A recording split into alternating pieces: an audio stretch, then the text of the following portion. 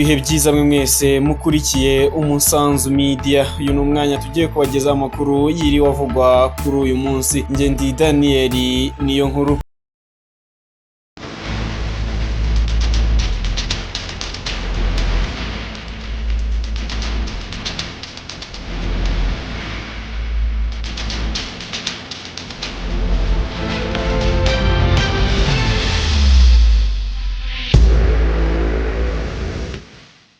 Mu makuru yiriwe avugwa kuri uyu munsi, reka tubabwire ko inzego z'ubuyobozi ziri guhiga umugabo wo mu karere ka Rusizi ukekwaho kwica umugore we w'isezerano amuziza ko yatije iwabo isuka. Ibi bikaba byarabereye mu mudugudu wa Muhora, akagari ka Mataba, murenge wa Nkungu, ubwo ni mu karere ka Rusizi. Ubwo byari bigeze saa 4 z'ijoro ryakeye nibwo abana bumvise se na nyina barwana, ariko ntiwabona uko babatabara cyangwa ngo batabaze kuko bari bakingiraniwe mu nzu.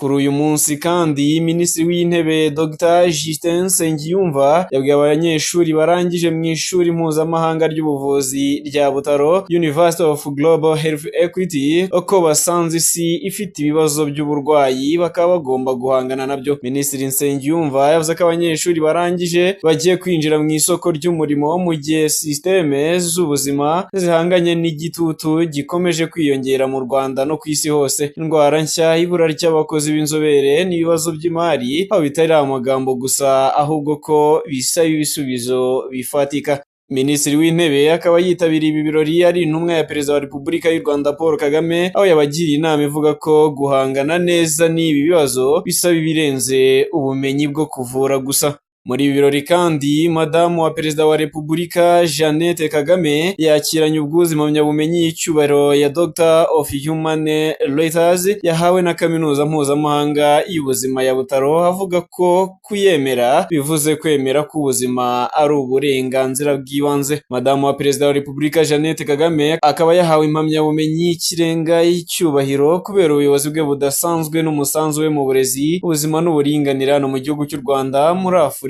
no ku isi hose. Impamyabumenyi yashyikirijwe n'umuyobozi w'iri shuri ubwo hatangwaga impamyabumenyi bwa mbere ku banyeshuri baharangije kuri iki cyumweru i Butaro ku cyicaro cy'iri shuri, ubwo ni mu karere ka Burera. Naho Perezida Kagame akaba n'umugaba w'ikirenga yagize Brigadier General Godfrey Gasana, umupilote wihariye wa Perezida, imirimo azajya afatanya no kuba umujyanama wa Minisitiri w'Ingabo mu bijyanye n'imikorere y'umutwe w'ingabo zirwanira mu kirere. Godfrey Gasana wagizwe umupilote wa Perezida asanzwe n'ubundi atwara indege, inshingano yahawe ntizari zisanzwe ndetse mu gihe cya vuba akaba ari ubwa mbere hatangajwe umupilote wa Perezida. Izi nshingano zatanzwe mu ijoro ryakeye ryo kuwa gatandatu rishyira ku cyumweru tariki ya 25 Mutarama uyu mwaka, nk'uko itangazo ryashyizwe hanze na Minisiteri y'Ingabo z'u Rwanda RDF ribigaragaza. Undi wahawe inshingano ni Colonel Dani Gatsinzi wagizwe umugaba mukuru wungirije w'ingabo zirwanira mu kirere ushinzwe ibikorwa. Mu yandi makuru yiriwe avugwa kuri uyu munsi hano mu Rwanda, mu murenge wa Gashanda mu karere ka Ngoma, haravugwa inkuru y'umukobwa w'imyaka 19 wasambanyijwe n'abasore 4. Ibi bakaba babikoze bitwaje imipanga n'inyundo. Ubuyobozi bw'umurenge wa Gashanda bwahamije aya makuru butangaza ko bamwe mu bakekwaho icyaha batawe muri yombi. Itariki ya 23 nibwo mu mudugudu wa Nyamugari, akagari ka Cyerwa, umurenge wa Gashanda ho mu karere ka Ngoma, hamenyekanye inkuru y'umukobwa bise Angelique. Abasore 4 baraye baviriyeho indi imwe bamusambanya ku ngufu, bamufasha amaguru n'amaboko bakagenda bamusimburanaho. Ibi ngo babikoze bitwaje intwaro gakondo zirimo inyundo, imipanga. Uyu mukobwa uri mu kigero cy'imyaka 19 ngibi byamubayeho aho yari yatumwe n'ababyeyi. Mu yandi makuru kandi mu isantere y'ubucuruzi ya Rebero mu kagari ka Gako mu murenge wa Mamba mu karere ka Gisagara, haravugwa umugabo witwa Iraguha Eric uherutse guha inzoga y'icyuma abagabo 4 yabanje gusukamo supaguru. Ibyo abahatuye n'abanyweye kuri iyo nzoga bavuga ko ari igikorwa kigayitse cyo gushaka guhitana ubuzima bw'abantu. Umuvugizi wa polisi y'u Rwanda mu ntara y'Amajyepfo CIP Hassan Kamanzi yahamije ayo makuru ko yayamenye ndetse akaba afungiye kuri sitasiyo ya polisi ya Mamba, aho hategerejwe kureba niba hari uruhara afite mu guhumanya iyi nzoga bivugwa ko yamenywemo supaguru. Tukiri muri iyi ntara y'Amajyepfo kandi abaturage bo mu karere ka Ruhango mu murenge wa Ruhango biganjemo abafundi n'abayede babyukiye ku biro by'umurenge bishyuza amafaranga bakoreye igihe bubakaga amashuri ya HPV Gatagara ishami rya Ruhango, ariko bakaba barategereje amaso agahera mu kirere. Bavuga ko bamaze amezi 6 bizeza kwishyurwa, ariko kugeza magingo aya bakaba batarishyurwa amafaranga yabo bakobokeye. Bakomeza bavuga ko kuba batarishyuwe amafaranga bakoreye ku gihe bavuga ko byabagizeho ingaruka zitandukanye. Ni mu gihe umunyamabanga nshingwabikorwa w'umurenge wa Ruhango Kayitare Welarisi yanze kugira icyo atangaza kuri iki kibazo cy'abaturage, avuga ko nta makuru afite kuri iki kibazo, ariko ngo nagira icyo amenya azagira icyo abitangazaho. Aba baturage bakaba basaba ubuyobozi bw'akarere ka Ruhango ko bwabishyuriza amafaranga yabo bakoreye, kuko batumva ukuntu amashuri bubatse yatangiye gukorerwamo ariko bo bakaba batarishyurwa.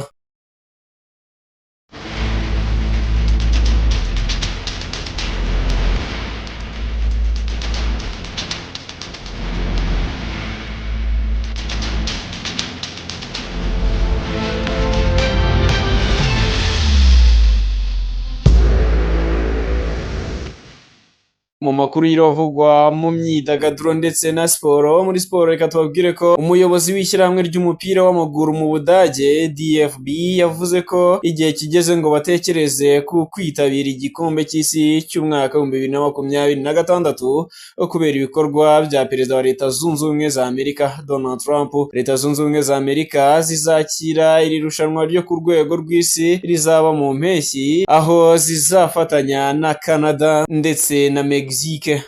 Mu yandi makuru kandi, umutoza wa Rayon Sport Bruno Ferri yasabye abafana kwihangana akazabereka imikinire myiza mu bihe biri imbere, ariko ko atahita bizeza gutwara igikombe kuri ubu ngubu kuko bisa naho inzira ziri kugenda zifunga. Ibi ni bimwe mu byo yatangaje ku munsi w'ejo kwa gatandatu ikigoroba tariki 25 Mutarama uyu mwaka, ubwo ikipe ya Rayon Sport yavuye mu menyo ya rubamba inganya na Mukura Victory Sport igitego 1-1 mu mukino w'umunsi wa 15 wa shampiyona y'u Rwanda wabereye hariya kuri stade ya Muhanga. Gikundiro ikaba yujuje imikino 4 ikurikiranye idatsinda ngo ibona amanota 3, dore ko nyuma yo gutsindwa na APR FC yayambuye Super Coupe, hakurikiyeho Al Hilal yayinyagiye ibitego 4-0, inganya na Al Merrekh ibitego 2-2, nejo kuwa gatandatu ikaba yaranganyije na Mukura Victory Sport igitego 1-1. Mu myidagaduro, Kabi Hame wavukiye muri Senegal, cyamamare kuri TikTok, ukurikirwa na benshi gusumbya abandi kuri urwo rubuga, yagiranye amasezerano akomeye y'ubucuruzi afite agaciro ka miliyoni 900 z'amadolari y'Amerika, no kuvuga asaga tiriyari 1.3 by'amafaranga y'u Rwanda, yo kugurwa no gufatanya mu bikorwa by'ubucuruzi n'ikigo cyo muri Leta Zunze Ubumwe za Amerika cyitwa Rich Sparkle Holdings kiri ku isoko ry'imigabane. Aya masezerano akaba aha Rich Sparkle uburenganzira bwihariye ku rwego rw'isi bwo gukoresha izina n'ibikorwa bya Kabi Hame mu bucuruzi mu gihe cy'amezi 36 ya mbere. Kabi Hame azahinduka umunyamigabane ufite ijambo rikomeye, bizwi nka controlling shareholders, bikerekana impinduka iva ku kwamamaza nk'umunyabigwi influencer marketing ijya ku bucuruzi bushingiye ku migabane n'ishoramari ry'abaremyi b'imirimo cyangwa se aba content creator. Aya masezerano agaragaza icyiciro gisha mu buryo ijambo n'ingaruka z'abantu bazwi ku mbuga nkoranyambaga ku rwego rw'isi bihindurwamo ubucuruzi bunini butanga inyungu nyinshi, mbese iritubutse.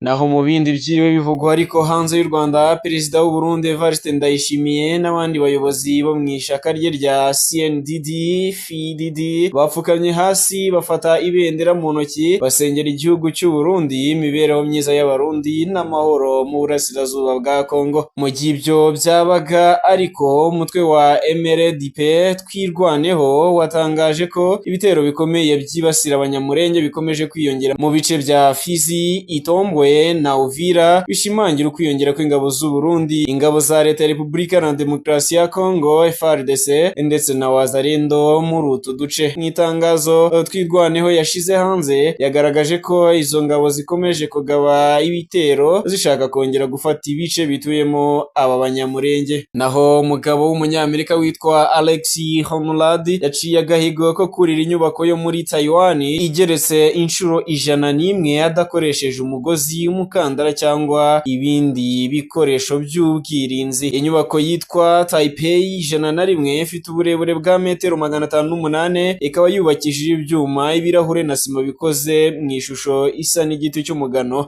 Naho perezida w'Ubufaransa Emmanuel Macron yijeje mugenzi wa Repubulika na Demokarasi ya Kongo Felix Antoine Tshisekedi ubufatanye bwo kurinda ubusugire n'ubwigenge bw'igihugu cye mu gihe umutekano wo mu burasirazuba bwa Kongo ukomeje kuba gaterera nzamba. Ibi ni ibyatangajwe kuwa gatanu ubwo perezida Emmanuel Macron w'Ubufaransa yakiraga Tshisekedi mu ngoro ya Élysée i Paris inyuma yo kumutumira mu ruzinduko rw'akazi. Aba bayobozi bombi bakaba baragiranye ibiganiro by'ibanze ku bibazo by'umutekano no ku mubano w'ubufatanye hagati y'ibi bihugu byombi. Ibiro bya perezida wa RDC binyuze ku rubuga rwa X byatangaje ko ibiganiro byabo byibanze cyane ku kibazo cy'umutekano muke mu burasirazuba bwa Kongo ndetse no ku mishinga y'ubufatanye hagati ya Paris na Kinshasa. Mu butumwa yanyujije ku mbuga nkoranyambaga, perezida Emmanuel Macron yemeje ko mu byo yemereye umushyitsi we harimo gushyigikira byimazeyo ubusugire n'ubwigenge bw'ubutaka bwa RDC